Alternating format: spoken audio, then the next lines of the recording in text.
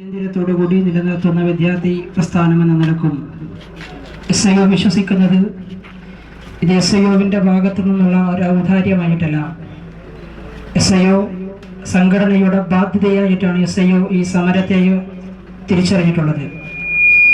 അതുകൊണ്ട് തന്നെ ഈ സമരം വിജയത്തിലെത്തിക്കുന്നതുവരെയുള്ള പോരാട്ടത്തിൽ SIOവിൻ്റെ എല്ലാ പിന്തുണയും ഉണ്ടാകും എന്ന് മാത്രമല്ല, കേരളത്തിൽ വർദ്ധിച്ചു വന്നുകൊണ്ടിരിക്കുന്ന ജനകീയ സമരങ്ങളുടെ എല്ലാം ഊർജം എന്ന് പറയുന്നത് പ്ലച്ചുമടയാണ്.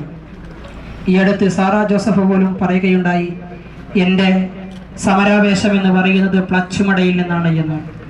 അർത്ഥത്തിൽ ഈ പ്ലച്ചുമടയിലെ സമരാവേശത്തെ ഇനിയും സബ്മിഷന് മറുപടി പറഞ്ഞും കേന്ദ്രത്തിലേക്ക് കത്തയച്ചും കളിയാക്കാനാണ് രാഷ്ട്രീയ നേതാക്കന്മാർ തീരുമാനിക്കുന്നതെങ്കിൽ ഈ സമരത്തിന്റെ രൂപത്തിന് മാറ്റമുണ്ടാകും. ആ മാറ്റത്തിൽ SIOവും ഈ സമര സമിതിയോടൊപ്പം ഉണ്ടാകുമെന്നാണ് പറയാൻ ആഗ്രഹിക്കുന്നത്. അതുപോലെ തന്നെ നമ്മൾ മനസ്സിലാക്കേണ്ടത്, ഈ രാജ്യത്ത് പ്ലച്ചുമടയിൽ ആദിവാസികൾ പ്രതിനിധീകരിക്കുന്ന പ്ലച്ചുമടയിൽ ഐക്യദാർഢ്യ സമിതിയുടെ സഖാക്കൾ അണിനിരക്കുന്ന ജനപക്ഷമാണ് ഒരു ഭാഗത്തുള്ളത്.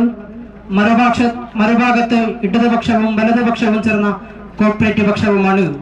കോർപ്പറേറ്റുകൾ കുനിയാൻ പറഞ്ഞാൽ മുട്ടുമടക്കുന്ന, മുട്ടിലെഴയുന്ന കോർപ്പറേറ്റ് തമ്പ്രാക്കന്മാർക്ക് മുമ്പിൽ അടിയറ വെച്ച ഒരു രാഷ്ട്രീയത്തിന്റെ പക്ഷത്ത് SIO ഈ രാജ്യത്തെ വിദ്യാർത്ഥികളെ പ്ലച്ചുമടയിലെ ഐക്യദാർഢ്യ പോരാളികളുടെ ജനപക്ഷത്തെ പ്രതിനിധീകരിക്കുവാനാണ് തീരുമാനിച്ചിട്ടുള്ളത്.